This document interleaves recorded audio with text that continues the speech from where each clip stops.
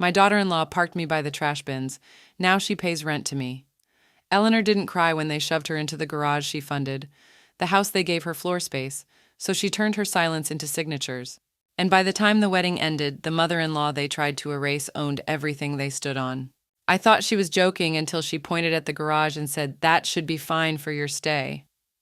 The words floated in the air like dust motes caught in the glare of afternoon light.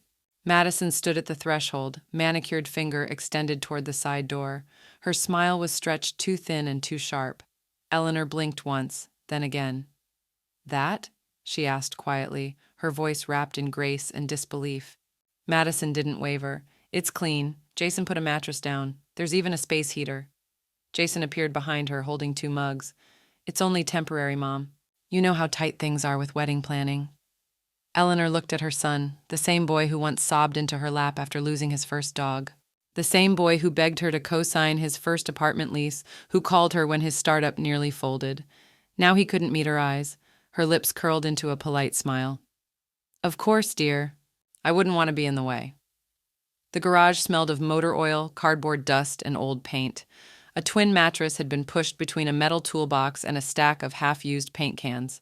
Above it, a single bulb hung from the ceiling like a noose, casting harsh shadows across the floor. She set her suitcase down without a sound.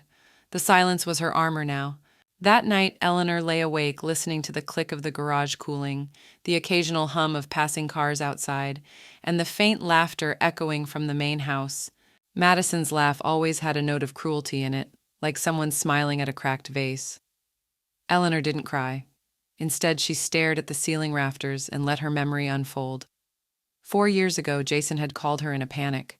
The house he and Madison wanted was just out of reach. "We're short, 100,000 short," Jason had whispered over the phone. "Mom, please, I'll pay you back. We just need it for the down payment. You'll be a co-owner on paper just to secure the mortgage." She hadn't even hesitated. She wired the funds within 24 hours. The next morning, Eleanor rose early, brushed her graying hair into a tight bun, and made herself a cup of instant coffee from a travel kettle she'd brought herself. She sat on the edge of the mattress, sipping from a mug that read "Mother of the Groom" in tacky silver lettering, a passive-aggressive hand-me-down from Madison. She opened her phone, searched one name, Gwen Hargrove, her attorney of over a decade, estate planning, real estate, the one who once told her, "You should protect your investments, especially with family." She typed one line. "We need to activate the clause," quietly. She didn't press send, not yet. She stepped outside first. The air was crisp. The house glowed like a polished trophy, its hedges trimmed, its stone path pristine. She stared at the living room window, warm yellow light flickering behind it. That used to be her kind of space. Hardwood floors, clean windows, bookshelves, dinner smells. Now she was parked by the toolbox. Eleanor took a long breath, the kind that sharpened her spine. Then she walked back inside the garage and pressed send. Sent, delivered, read. A moment later, her screen lit up with a reply. "Gwen, finally. I've been waiting for this day." Eleanor texts her old lawyer. "We need to activate the clause," quietly. "They called me a guest in a home I helped buy." The word freeloader wasn't spoken loudly. In fact, Madison barely said it above a whisper. But Eleanor still heard it from the hallway, just enough to freeze her in place. "I mean, technically she doesn't pay rent," Madison said, her voice echoing from the kitchen as she laughed with 2 of her bridesmaids. "Jason says she helped us once with the house, but come on, she lives in our garage and calls herself family." A champagne cork popped in the background, followed by more laughter, light and careless. Eleanor stayed completely still, her hand resting lightly on the hallway wall. She had been on her way to return a folded dish towel, one she had washed herself, despite the passive-aggressive label Madison had placed on it. Guest linens. Now she wasn't so sure she'd return it at all. Later that evening, long after the kitchen had quieted down and the bridesmaids had gone home, Eleanor sat on the edge of the twin mattress in the garage. The silence pressed in around her like a weight. Only the quiet hum of the old fridge and the distant whir of traffic kept her company. She held a cup of tea in her hands, lukewarm now, and stared at the concrete floor. Her mind, however, was not quiet. She remembered exactly when it all began. 2 years ago, Jason had asked her to meet at a quiet cafe not far from where he and Madison were hoping to buy their first home. He had sounded nervous on the phone, but she had agreed without hesitation. After all, she was used to stepping in where he faltered. Jason had come to her with wide eyes and fast words, explaining that the perfect house had hit the market, but they were short on funds, almost $100,000 short. Madison's parents couldn't help, and the banks had tightened lending. They needed the money quickly, and he didn't know who else to ask. "I don't want to pressure you, Mom," he had said, looking down at his coffee, "but if we miss this window, it's gone." She remembered the way his voice cracked, the way he looked embarrassed to ask, but still expected her to say yes. And of course she had. "I'll wire it to you tomorrow morning," she had told him. He had hugged her, whispered thank you, and added almost as an afterthought, "It's probably best if your name isn't on the deed, just for tax simplicity." Eleanor had paused, frowning. "But if I'm putting in that kind of money, we'll write up an agreement," Jason had interrupted quickly. "Just so it's clear for legal peace of mind, we'll make it official." And they had. She'd insisted on it. A single-page, notarized document detailing her contribution and a clause giving her a legal claim to the property if ever there was a dispute or change in occupancy. It had seemed smart at the time, precautionary, unlikely to ever matter. She hadn't looked at that document in months until now. Eleanor pulled an old accordion file box from the back of a plastic bin in the garage. Her knees creaked as she knelt down on the cold concrete, hands brushing over envelopes labeled with Jason's name, college tuition receipts, and account summaries she had once printed with pride. Finally, she found it, a red folder. Inside the original agreement, still crisp despite time, her signature beside Jason's, notarized, sealed. The clause was clear as day. This contribution constitutes a co-ownership claim, enforceable in the event of dispute, displacement, or primary resident status. Her lips pressed together, not in anger but in certainty. That night, she opened her laptop and drafted an email to Gwen Hargrove, her longtime attorney. Subject: found the document. Body: co-ownership clause confirmed, notarized, time-stamped, signed. Jason forgot this part. Occupancy equals activation. Looks like I'm not just a guest, I'm a stakeholder. She attached a scan of the document, then hit send. Moments later, a reply came through. "Gwen, good, then we begin." Quietly. Eleanor confirms via email her financial contribution was tied to a co-ownership clause Jason forgot. Turns out I wasn't just excluded from the main house, also the wedding. It began with a white envelope left on the kitchen counter, sealed with a gold-foiled sticker that read, "The Ellison Wedding." Eleanor noticed it in passing, resting against a glass vase filled with artificial peonies. She reached for it instinctively, expecting her name to be on the front. It wasn't. Instead, her invitation arrived later that afternoon, tucked awkwardly under the garage door by a passing delivery man. No envelope, just a trifold card, slightly bent at the edges, with her name misspelled. Miss Eleanor Easton, overflow table, patio tent 2. Eleanor turned the card over twice in her hand. No personal note, no RSVP card, not even a seat number, just the vague promise of additional seating near the buffet station. She held it for a moment longer before placing it quietly on her folding table in the garage. Outside, the house buzzed with wedding prep energy. Madison's mother was visiting, her voice sharp with instructions. There were color swatches on the kitchen island, linen samples hanging from cabinet handles, and a bakery tasting box Eleanor hadn't been invited to sample. That evening, Eleanor wandered back into the house to retrieve a book she had left in the living room weeks earlier. She moved slowly, deliberately, not wanting to disturb anyone. But as she passed the open door to the guest room, what used to be the nursery, she heard Madison's voice. "She's wearing that awful blue blazer again." "You'd think someone living in a garage would have more shame," Madison whispered to a bridesmaid who snorted into her wine glass. Jason was seated nearby, scrolling through his phone. He didn't look up. I'm sorry, but no one wants to see polyester shoulder pads in wedding photos." "I'm surprised you're even seating her at all," the bridesmaid giggled. "Oh, trust me," Madison replied. "The tent near the buffet is the farthest I could put her without needing binoculars." Jason finally looked up, then backed down again. "Can we not make this a thing?" he mumbled. "She's already kind of weird about all this." "Just don't make it worse." Madison rolled her eyes. "She should be grateful she's even invited." Eleanor backed away before anyone saw her. She moved like a ghost, her feet silent against the hardwood floor, her spine straighter than it had been all week. She didn't cry. She didn't storm out. She returned to the garage, closed the door with care, and sat at her small desk. She had something else in mind. The next morning, a delivery van pulled up outside the house. "Who's getting flowers?" Madison called out from the porch in her robe. The driver held out a sleek black basket wrapped in white ribbon with a card attached.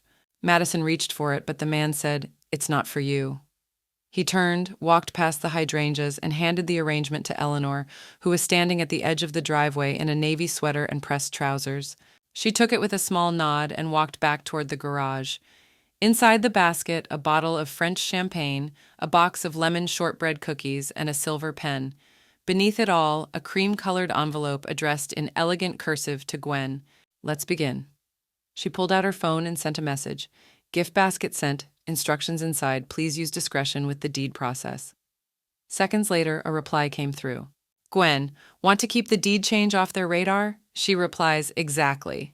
I found out about my own son's rehearsal dinner through Instagram. The picture was perfect, almost cruelly so. It showed Jason in a soft gray linen shirt, Madison in a floral wrap dress, and a long dinner table beneath string lights and a pergola wrapped in ivy. Champagne flutes sparkled in every hand.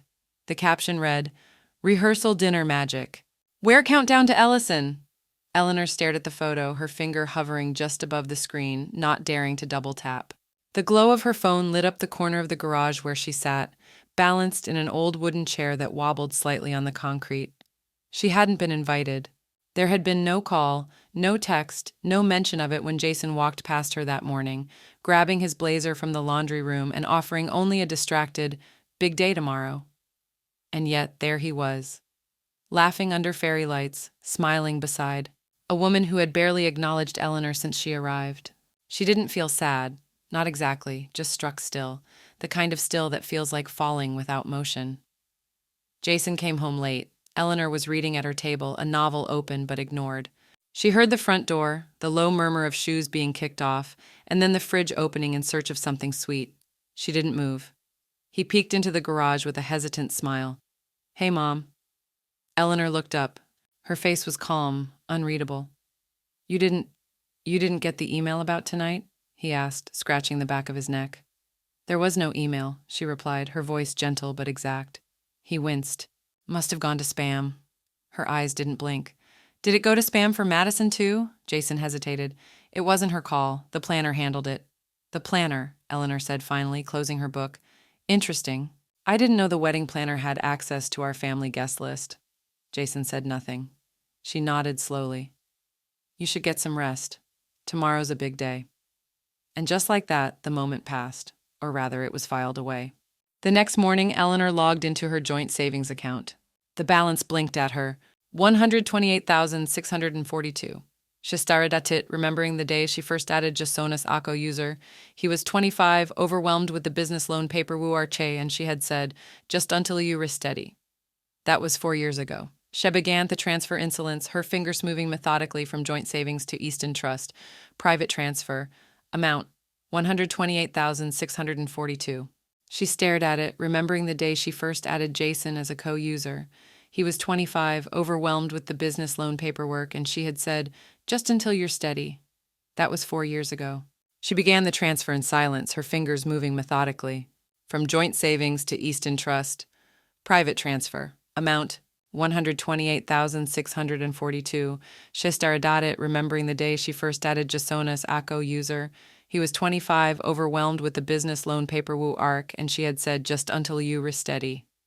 That was 4 years ago. She began to transfer insolence, her fingers moving methodically from joint savings to Easton Trust. Private transfer. Amount, 80,000. Memo, personal consolidation. The page refreshed. The number dropped.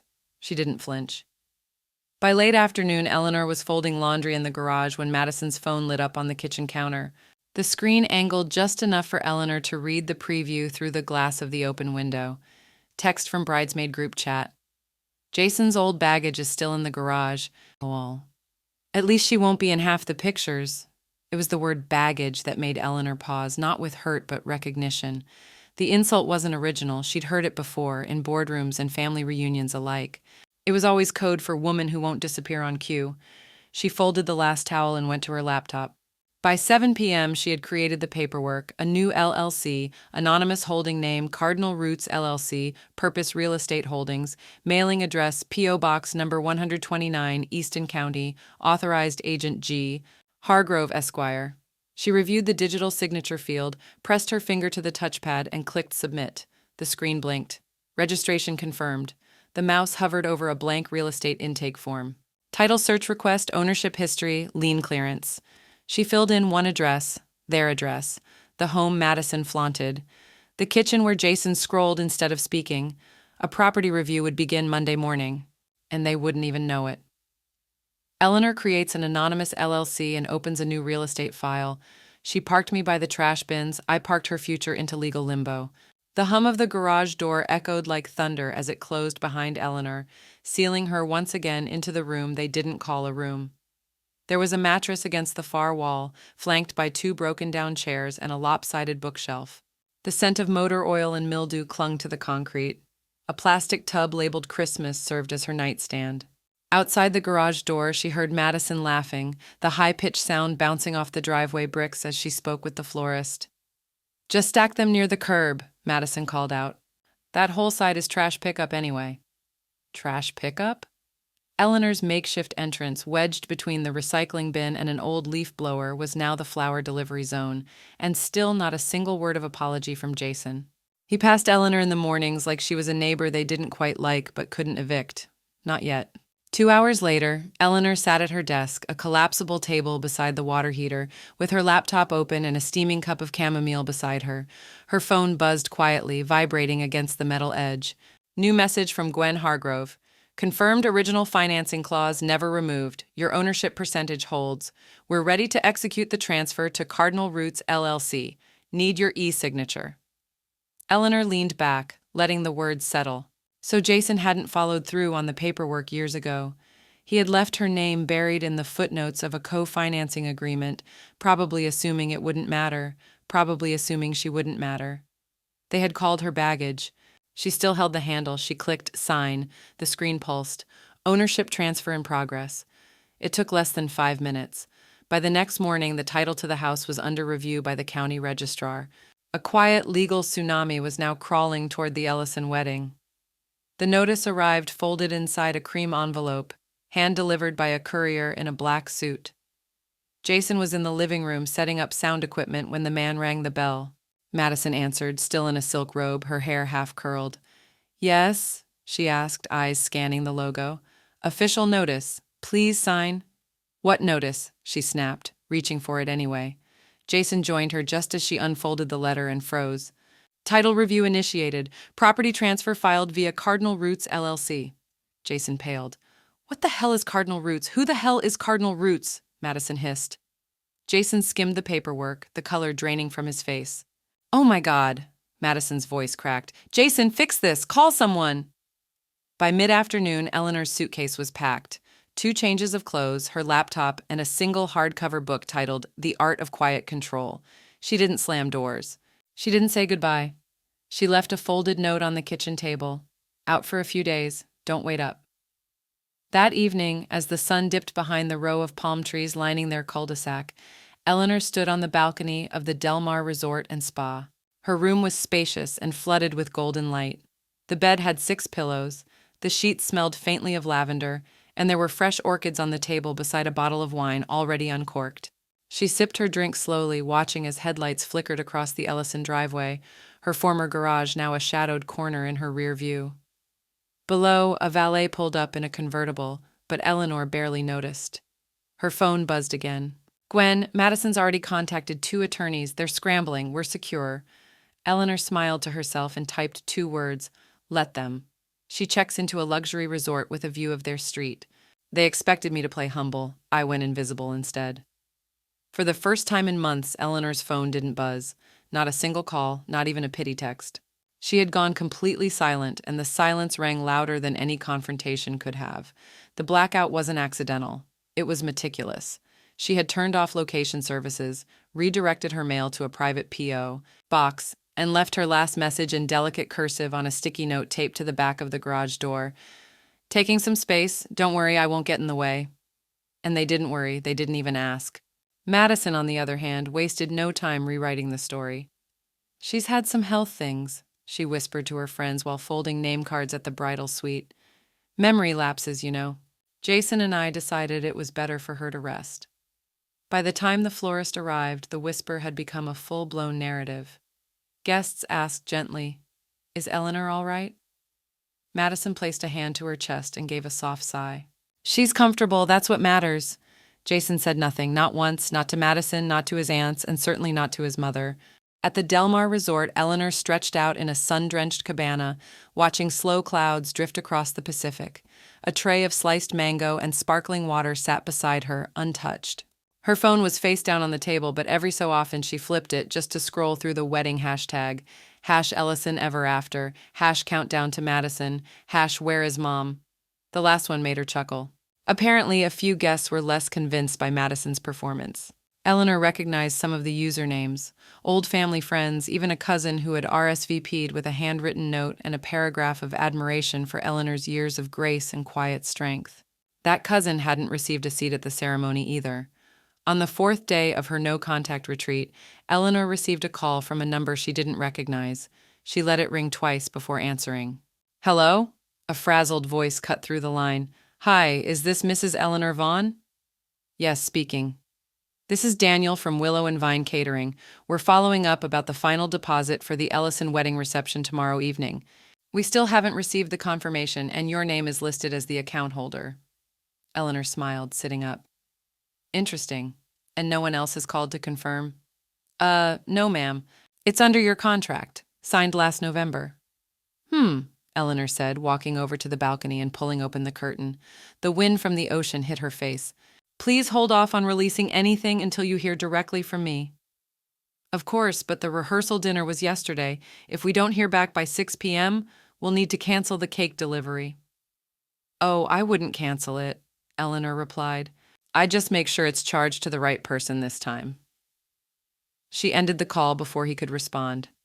Back at the Ellison house, Jason stood in the hallway holding a tie he hadn't figured out how to knot. Madison paced in circles. "I told them the deposit was handled. You didn't check." She glared at him. "It was your mother's caterer. I assumed you assume a lot, don't you?" They both froze, the words lingering like smoke in the air. Jason turned away, loosening the tie and muttering, "This whole thing's turning into a circus." Madison pressed her hands into her temples. "Just fix it." Outside, a guest's car door slammed. Wedding week had officially begun, and the mother of the groom was still missing, but not gone. Eleanor stood at her balcony, glass of champagne in hand, and watched from the distance as everything began to unravel without her. The wedding caterer calls. Eleanor still holds the deposit. She told guests no gifts. I told them the truth. The first tray of hors d'oeuvres hadn't even made it past the front gate when guests began canceling. Not with a bang, not with confrontation, just silence. One by one, RSVPs quietly vanished like dew in morning sun. Madison stood in the backyard, surrounded by ivory chairs and gold-trimmed table runners, frowning at her phone. The RSVP app pinged again. Another cancellation. That made 11 in 2 hours. Jason leaned against the patio post, tie half-tied, eyes sunken. Maybe it's the weather? Madison looked up at the clear sky. It's 72 degrees and not a cloud in sight. Jason shrugged and checked his phone. Another aunt had texted, "Shame your mother isn't part of the wedding. We thought better of you." Jason didn't reply. 2 hours earlier, Eleanor sat cross-legged on her hotel bed, silk robe wrapped around her, and a warm laptop balanced on her knees. The email was already drafted. "Dear friends and family, if you're reading this, you've probably noticed I won't be at the wedding. This was not my choice. I was asked to stay out of sight, out of plans, and ultimately out of heart. I won't ask you to take sides. I just thought you deserved to know that I was not invited to my only son's rehearsal dinner, that I was offered a garage while the guest room stayed untouched, and that when I stayed silent, they spun stories about my health instead of my presence. I wish the couple well, but I will not reward disrespect with ceremony. With sincerity, Eleanor Vaughn." She hit send. The guest list was already saved in her personal contacts, all 74 of them. She didn't include Madison's work friends, just the ones who knew what it meant to be a mother. Then she closed the laptop and poured herself a glass of white wine, already chilled. By early afternoon, the gift table at the wedding venue sat awkwardly bare. 2 wrapped boxes and 1 card, all placed by distant coworkers who hadn't checked their email. A sign written in calligraphy read, "Your presence is the only present we need." Madison had insisted on it weeks ago, declaring gifts are tacky. We're not that kind of couple. But now she paced in her heels, glancing over her shoulder every few minutes at the empty space. "It's the RSVP system," she muttered to herself. "It's glitching. It has to be." Jason was on the phone again, face drawn. No, Aunt Marie, I understand. No, I won't guilt you. I just, yeah, we'll miss you. He hung up and met Madison's eyes. This is getting out of hand. She spun toward him. Then do something. Jason exhaled through his nose and walked back inside. He didn't have the courage to say what he was really thinking, that maybe, just maybe, his mother hadn't been lying, that maybe the silence she offered was sharper than any speech she could have given. At the resort, Eleanor sat in a small corner conference room across from a sharply dressed man in navy. "The full transfer?" he asked. Eleanor nodded, tapping the pen once on the table. "My shares in the tech company, yes, all of them." He blinked. "That's a sizable investment." "I know, and you're transferring to—" Eleanor slid over a sheet of paper. "To Helen Chang, my late husband's former assistant. She's starting her own firm. I believe she'll know what to do with it." The man glanced at the form. "She's not connected to the company at all?" "Exactly." He hesitated a beat, then handed her the signature page. Eleanor signed in elegant, deliberate strokes. No hesitation. Somewhere across town, Jason received a notification from his board of directors. "Equity shift filed, Yvonne H. Chang." His hands trembled. "What is it?" Madison asked, turning from her compact mirror. Jason didn't answer. "Eleanor signs over her shares in Jason's startup to someone else.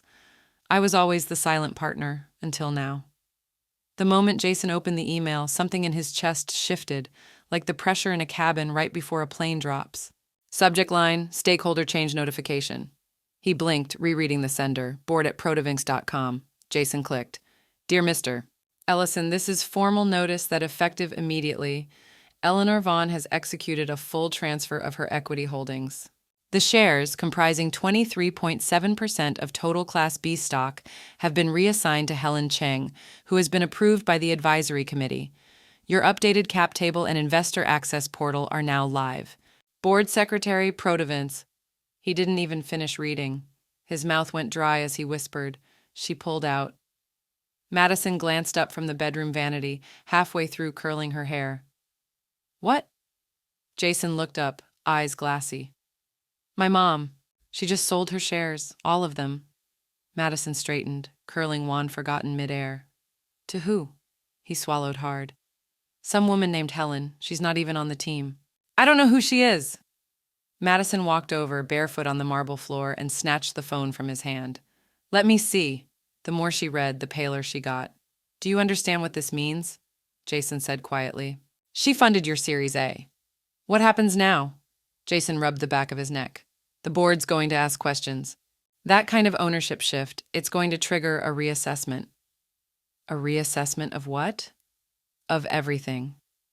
At the Del Mar Resort, Eleanor moved calmly through the breakfast buffet in a pressed linen blouse and pale slacks, selecting berries and smoked salmon with surgical precision.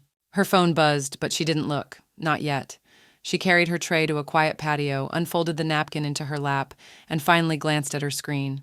4 missed calls from Jason, 2 from Madison, 1 from the company's general counsel, and a single text from the board liaison, just 2 words long. Executed successfully. She smiled softly, took a sip of green tea, and opened a blank text thread. To Jason. Message. "Enjoy your wedding gift. It's not refundable." Sent. Back at the house, Jason stared at the message in stunned silence. "She knew," he muttered. "Knew what? That she was our largest investor? That she could burn it down in one step?" He waited until today. Madison paced the living room, stepping around floral arrangements that now looked more like decorations for a funeral than a celebration. "She's not coming back from this," Madison said. Jason looked at her, eyes sharp. "You mean we're not coming back?" Madison froze. "You pushed her out," Jason snapped. "First it was the garage, then the rehearsal dinner, and now she's out of the company too." Madison's face tightened, defensive. "She chose this." "No," he said. "She calculated this." Eleanor leaned back in her patio chair as the breeze lifted strands of her silver hair. A seagull cried in the distance. A waiter passed and offered her champagne. "No, thank you," she said. "Not yet." She picked up her tablet and opened the live newsfeed for tech startups. There it was, already making the rounds. Investor shift sparked speculation at promising tech firm Prodev Inc. She wasn't named, but she didn't need to be. She had never wanted the spotlight, only the leverage. Now she had neither a garage nor a seat at the wedding table, but she had power. and she had just used it. Eleanor sends a text. Enjoy your wedding gift. It's not refundable. They exchanged rings and lost everything else. Rain had not been in the forecast, but as the string quartet played the first bars of Canon in D, a soft drizzle kissed the rows of white chairs on the lawn, already half empty. The florist had gone over budget, the tent rental had been delayed, and now, between weather and whispers, the wedding of Madison Hart and Jason Ellison was unraveling in real time. Madison clenched her bouquet with white-knuckled fingers, her perfect manicure trembling against the ivory roses. She scanned the faces in the crowd. A few co-workers, some college friends, one estranged uncle, and far too many empty chairs marked with name cards that would never be claimed. She could feel the absence like a pulse. Eleanor's absence. The groom looked uncomfortable, dabbing sweat from his forehead as the officiant welcomed the remaining guests. His eyes flitted toward the back again and again, as if expecting his mother to appear late, repentant, soft-spoken. She didn't. And neither did over a dozen people who had RSVP'd then mysteriously backed out. Inside the reception tent, the staff bustled about, trying to distract from what had become a ghost wedding. Appetizers sat untouched, a champagne tower leaned slightly to the left. Madison's maid of honor kept whispering something to her about damage control, but all Madison could hear was the ticking in her chest. When the best man toasted the couple with a half-hearted joke, Jason lifted his glass but barely drank. Then his phone vibrated on the sweetheart table. He glanced down. Subject: Notice of Compliance Audit Prodev Inc. from Financial Oversight Committee. He blinked. His jaw slackened. Madison leaned over, whispering, "What now?" He passed her the phone. As she read, her lips moved slightly, like she didn't believe the words were real. Then she hissed, "She did this." Jason didn't respond. He didn't need to. Eleanor was 3 blocks away, seated at the corner table of a rooftop bistro, watching the chaos from a distance. Her chair faced the event venue, and through the raindrops on her wine glass, she could see the white tent where everything was coming undone. She dabbed her mouth with a linen napkin and folded it neatly beside her plate. The waiter brought her tea. "Will you be ordering dessert, ma'am?" Eleanor offered a small smile. "Oh no, this is dessert." She reached into her clutch and pulled out a small envelope, handwritten in elegant cursive, to Madison. She had sent a copy earlier by certified mail, but she'd brought a backup just in case. Inside was a single-page letter and a stapled packet. The top read, "Notice of Financial Declaration, LLC Title Ownership Disclosure enclosed." Back at the venue, the newlyweds were surrounded by soggy roses and empty champagne flutes. Guests were already drifting out after dinner, many skipping cake, others whispering awkward goodbyes. Madison could take no more. She kicked off her heels and marched out of the tent, dragging her silk train through the wet grass until she reached the street. She knew where Eleanor was staying. She had tracked the reservation earlier that week, trying to look composed while doing so. She didn't knock on the hotel suite door. She barged in. Eleanor sat calmly in an armchair, legs crossed, a book open in her lap.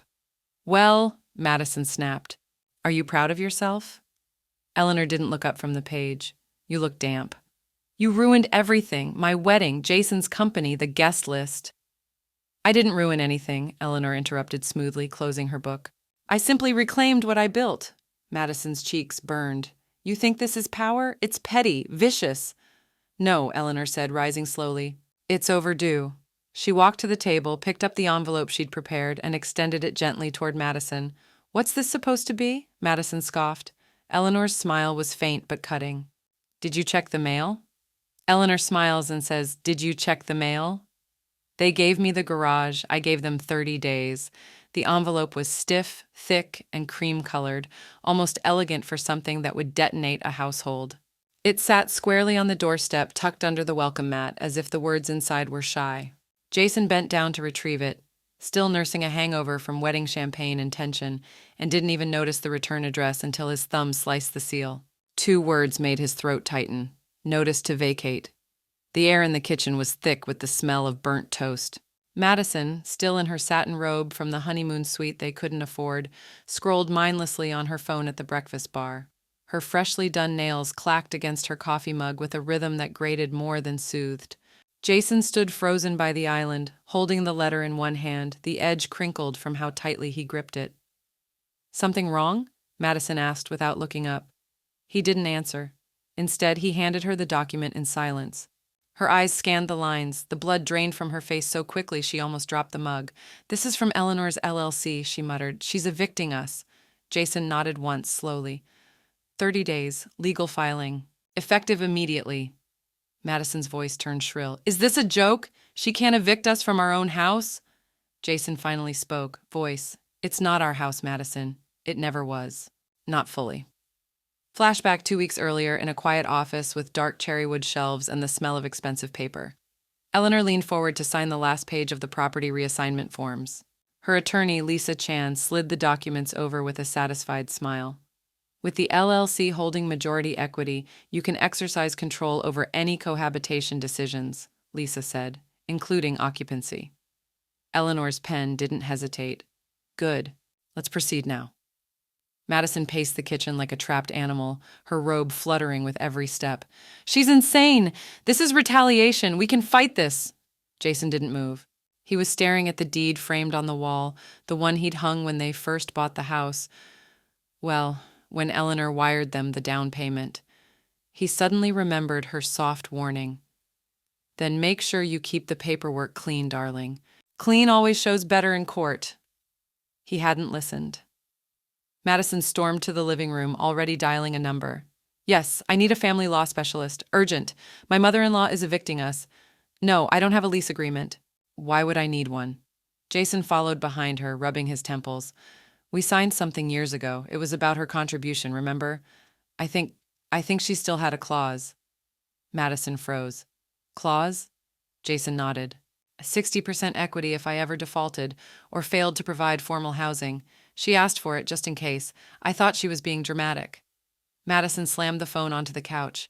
"You thought wrong." Across town, in a penthouse suite draped in silk and silence, Eleanor stood barefoot by the floor-to-ceiling window. Below, their house sat quietly on its lot, too clean, too hollow. Her fingers curled around a champagne flute as she watched movers deliver her dry cleaning to the concierge. She didn't smile, she didn't gloat, she simply exhaled. Her phone pinged, a message from Lisa. "Eviction notice delivered. Tracking confirmed, all quiet so far." Eleanor typed her reply without hesitation. Let the silence speak. Meanwhile, Jason dug through a storage box in the attic. Old contracts, tax forms, dusty wedding invitations. Near the bottom, under a cracked photo frame, he found it, a slim blue folder labeled Family Investment Deed. His fingers trembled as he opened it. There it was, highlighted in yellow, under a paragraph he barely remembered reading at the time. Co-contributor retains controlling equity rights 60% in the event of cohabitation dispute, negligence, or exclusion from agreed housing terms. Jason sat back, paper in hand, eyes wide. Madison entered the attic, wild-eyed.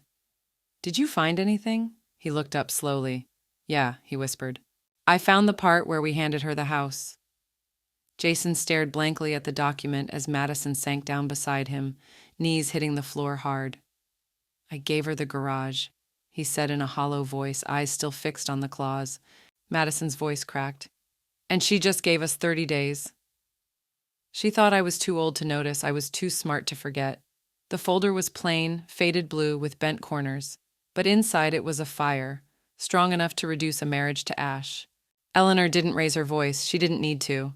The receipts did all the shouting. Jason stood in the living room, the eviction letter still fresh on his mind.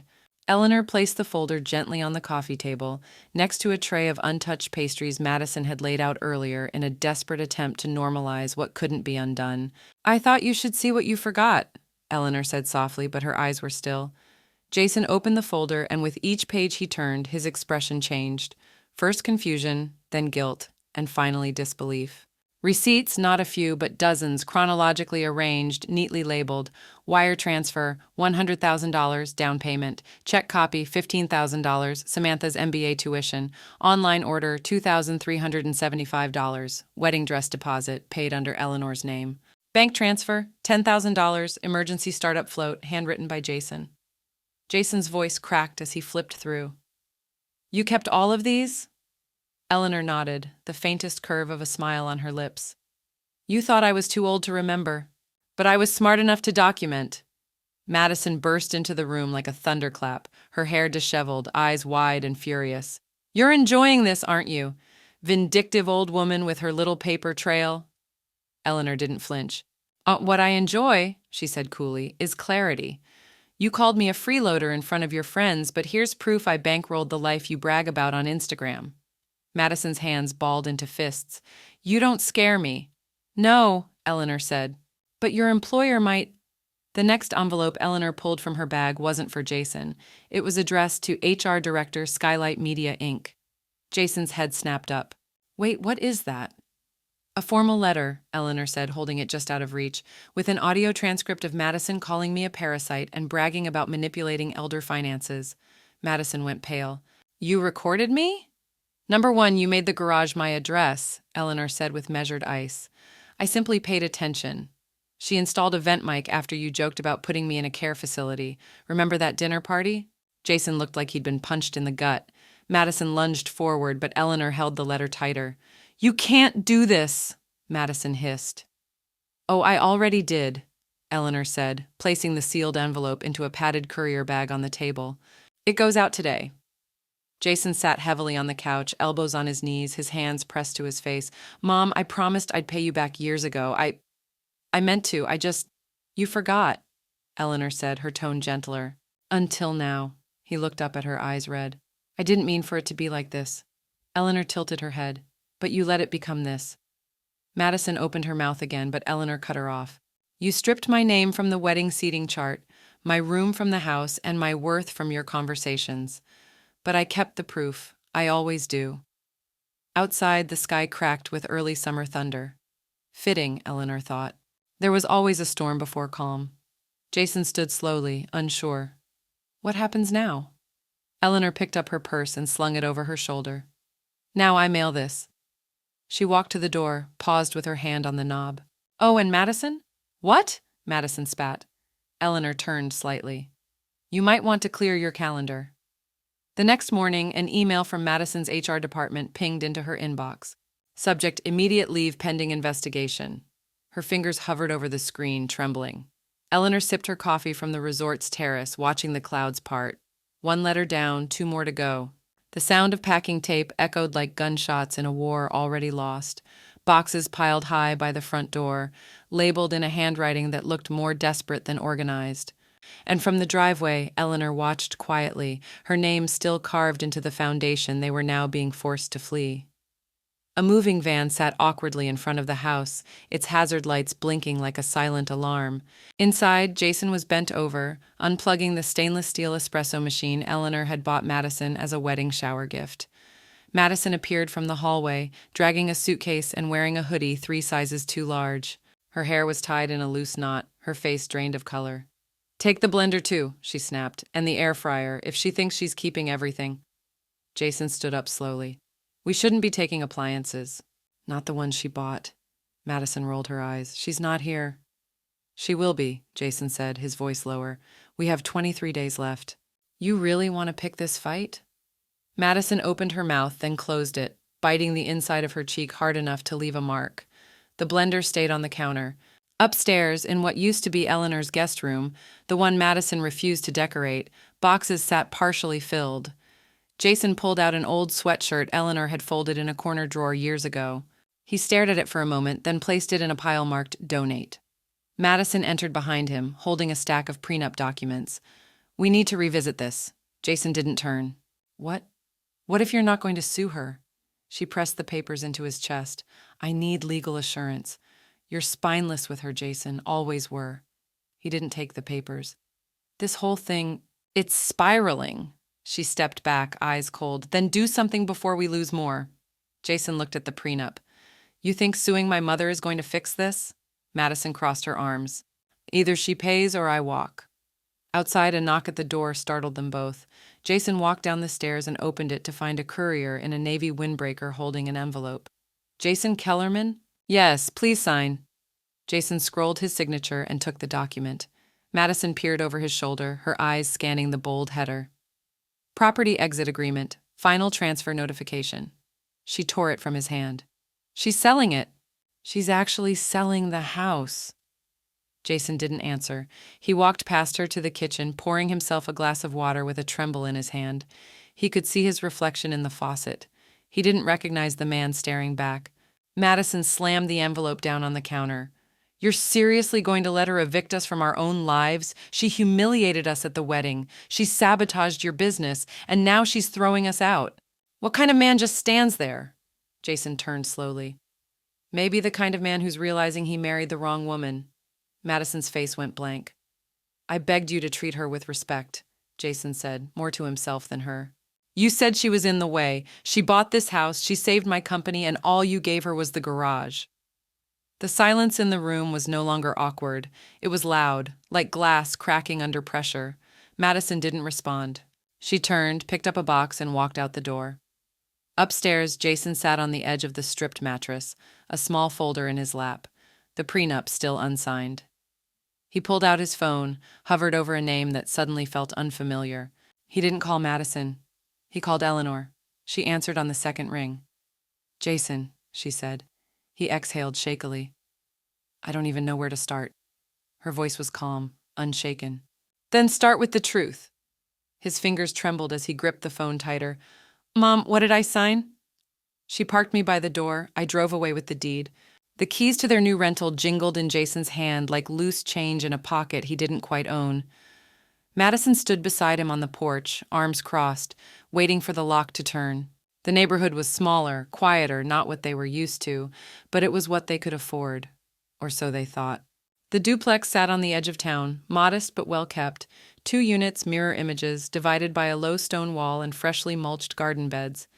Madison scanned the entry with mild disgust as Jason jiggled the key again. This door sticks, he muttered. Madison exhaled sharply. That's because it's cheap. He didn't reply. The moving van behind them groaned as a worker unloaded their stripped-down belongings. No espresso machine, no designer bar cart, just essentials now. Inside, the air was stale, smelling faintly of cleaning solution and leftover paint. Jason dropped the keys onto the counter and wandered through the kitchen, trying not to notice the laminate counters, the old fridge humming slightly louder than it should. Madison walked into the master bedroom and yanked open the closet doors. God, it's tiny. Jason leaned against the doorframe, quiet. It's temporary. She turned, eyes narrow. It better be. Across the duplex wall, a light flicked on in the neighboring unit. Madison glanced through the blinds. A silhouette passed, tall, upright, unmistakably familiar. Jason walked to the window beside her and froze. No way. He stepped onto the porch and looked across the driveway. Parked neatly in the adjacent unit's driveway was a black Lexus SUV, the same one Eleanor had always driven, though it looked freshly waxed now. The door to the other unit creaked open. Eleanor stepped out, hair brushed, pearls gleaming. She held a small ceramic pot with fresh basil in it. She placed it gently on the shared garden ledge, then looked up, locking eyes with Jason. Good morning, she said, her tone as neutral as fine porcelain. Madison's voice rang from behind Jason. What is she doing here? Jason stared at his mother. Mom, are you visiting someone? Eleanor's smile didn't reach her eyes. No, dear, I own the place. For a second, everything went quiet. No birds, no traffic, not even the rustle of wind. Madison stepped forward, eyes wide. What do you mean you own the place? I bought it last month, Eleanor replied casually, brushing a leaf from her sleeve. Through a trust. Technically, you're leasing from Palm Fern Properties, LLC. That's me. Jason blinked. You knew we were moving here? I orchestrated it, Eleanor said plainly. I assumed you'd like something close to town. Madison made a strangled noise. You set us up. You let us move into one of your properties like rats in a trap. I offered affordable housing, Eleanor replied calmly. Consider it a step toward humility. Jason was pale. Why didn't you just tell me? Because you weren't listening, Eleanor said softly. Now you don't have to. Everything's in writing. She turned to leave, but paused. Oh, and one more thing. She reached into the inside pocket of her cardigan and pulled out a sleek black remote. She clicked it once. From a small speaker mounted beside her door, a familiar voice crackled to life. She should just stay in the garage, it suits her. Dusty, out of the way, and easy to forget. It was Madison's voice, bitter and clear. Jason turned toward his wife slowly, his jaw tightening. The audio stopped. That clip was played at my attorney's office, Eleanor said, looking directly at Madison. For documentation, for closure. Madison's face flushed with horror. You recorded me? Number one, you made the garage my address, Eleanor said with measured ice. I simply paid attention. She disappeared back into her unit, closing the door behind her with a gentle finality that felt louder than any slam. Jason didn't speak. He just sat down on the steps, elbows on knees, hands folded. The moving van behind them beeped softly as it backed out of the driveway, its job done. Madison stood in place, her eyes darting toward the neighboring window, then at the house they no longer owned, then at the man whose loyalty was crumbling beneath her feet. Inside her unit, Eleanor settled at her desk. The afternoon light hit the edge of her pen as she opened the envelope marked Final Addendum. She scratched out a name on her will, and in bold, steady handwriting she wrote, Primary beneficiary removed, Jason Kellerman. She sealed the envelope, lips pressed into a quiet smile. Now we're even. The smell of lemon oil and lavender floated through the foyer as Eleanor stepped across the polished hardwood, her heels clicking with calm precision. Outside, the autumn sun lit the hedges she'd personally reshaped, now trimmed and blooming. She was home again, not just in brick and wood, but in ownership, in presence, in power. And this time, there were no boxes in the garage, just orchids on the windowsill and music playing softly from the speaker in the kitchen.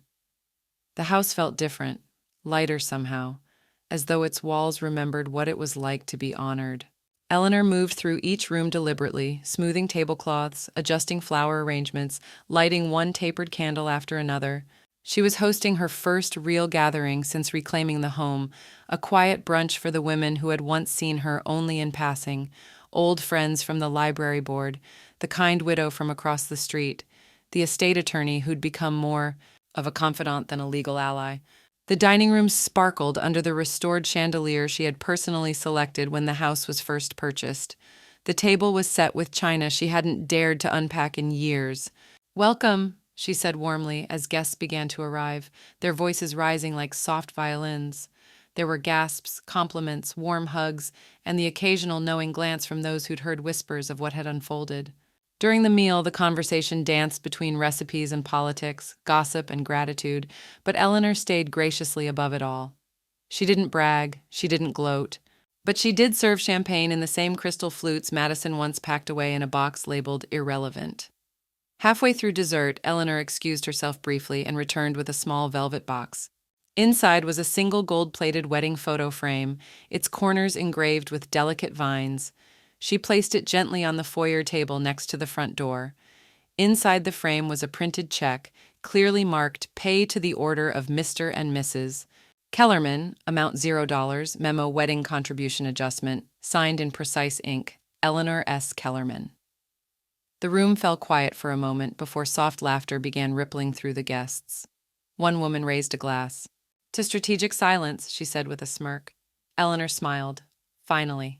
By sunset, the guests had gone. The last of the flutes clinked in the sink as Eleanor rinsed them herself, intentionally, methodically. She placed each one on the drying rack like glass trophies. Her phone buzzed on the counter. Unknown number. She let it ring. A minute later, a knock echoed through the house, firm, repetitive. She wiped her hands calmly, walked to the door, and opened it. Jason stood on the porch, alone. He looked thinner than he had weeks ago, not from weight loss, but from pressure, from confusion, from the slow crumbling of certainty. His eyes darted to the foyer behind her and then to the gold frame near the door. "Is this some kind of joke?" he asked hoarsely. "No," Eleanor said, voice smooth as silk. "It's a receipt. I didn't come for another lecture. I didn't offer one." Jason swallowed hard. She left. Eleanor's expression didn't change. She only tilted her head slightly. She said, "I failed to protect her from you." Eleanor stepped aside just enough for him to see inside. The house glowed with calm, curated joy. It didn't need defending. It needed acknowledgement. "Did you?" she asked. He didn't answer. Jason reached into his coat pocket, pulled out a folded sheet of paper, and held it out. "I found this," he whispered. "It's your original financing letter, the one I said we lost." Eleanor took it carefully, unfolded it. She didn't speak, because the signature at the bottom, his signature, was unmistakable. And Jason, he was finally starting to read the fine print. Jason stood silently on the threshold, a man without a map. The envelope in Eleanor's hand felt heavier than paper. It was the weight of consequence, of memory, of debts long overdue. She didn't offer a hug, just the lease agreement. Eleanor didn't flinch as Jason sat across from her at the breakfast table, the same one where he once laughed with his new bride while she sipped tea alone in silence. Now the laughter was gone, so was the bride. Outside, the morning sun filtered in through spotless windows, casting geometric patterns across polished wood floors. Inside, the ticking of the wall clock filled the silence between mother and son. He looked thinner, paler, his suit coat rumpled. The boy she raised had returned, a man humbled but not yet healed. "I'm sorry," he finally said, barely above a whisper. "For everything." Eleanor stirred cream into her coffee slowly, her silver spoon clinking with calm deliberation. "Are you sorry because you understand?" she asked without looking up. "Or because you lost?" Jason blinked, visibly taken aback. She didn't wait for him to answer, sliding the manila envelope toward him. She nodded at it. "Your new lease. Month to month, utilities included. You'll be on the left unit." He reached for it hesitantly, as though touching it made this real. "You bought the duplex?" She nodded once, eyes steady. "You're my landlord?" he said quietly. "I'm your mother," she corrected. "But I've learned that those roles are no longer synonymous." Later that day, Eleanor stood in the backyard wearing garden gloves and a sun hat, the same kind Madison once joked made her look farm chic. She knelt beside what used to be the garage, entrance, trowel in hand, planting clusters of lavender and creeping thyme where oil stains used to live. The concrete slab had been ripped out weeks ago.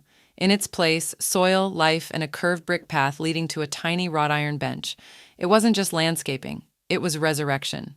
As she pressed roots into the soil, the scent of earth and new beginnings wrapped around her like an old cardigan. Somewhere behind her, wind chimes rang softly, a gift from one of her brunch guests. "Need help?" came Jason's voice from behind the fence. She didn't look back. "I think you've helped enough." Silence. Then his voice, steadier this time. "She left. For good." Said she wasn't made for all this humbling. Eleanor placed another sprig of thyme into the earth. She was never made for gardens, just garages. Jason stepped closer, but not too close. "I signed the lease. I'll pay on time." "You will," she said, and meant it. He exhaled, unsure what to say next. "Do you hate me?" he asked finally. Eleanor stood up slowly, dusted her gloves, and turned to face him fully. "No," she said. "But I know better than to trust promises made at the height of comfort. This house, this land, the life you almost threw away, these weren't built on apologies. They were built on sacrifice." "Mine," Jason swallowed hard. "I miss the version of me you respected," she added. "So I became her again." As the sun dipped lower, painting the sky with streaks of coral and gold, Eleanor stood by the flower bed, watering each new plant as if it were a truth that deserved to grow. Inside, the home was hers again, legally, emotionally, spiritually. No whispers in corners, no mattress by the toolbox. The house had remembered her, even if the people inside it once tried to forget. She glanced toward the now empty driveway where Madison used to park, always crooked, always rushed. Not anymore. "She parked me like baggage,"